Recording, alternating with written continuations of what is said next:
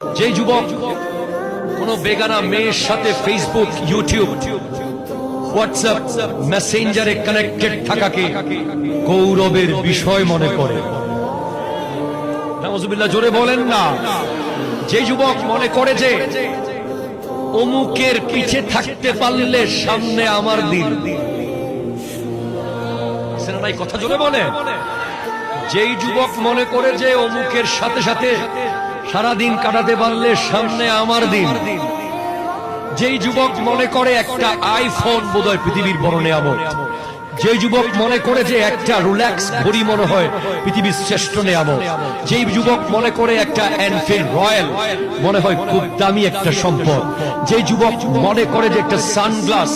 তার খুব দামি গুরুত্বপূর্ণ ব্যাপার, যে যুবক মনে করে লোট্টো ব্র্যান্ডের একটা জুতা তার জন্য স্বপ্নের বিষয়, যে যুবক মনে করে যে নেইমার কিংবা মেসির সাথে একবার দেখা করতে পারলে তার জীবন সার্থক হয়ে যাবে, সেই যুবক অন্ধকারে আছে, ঠিক কিনা?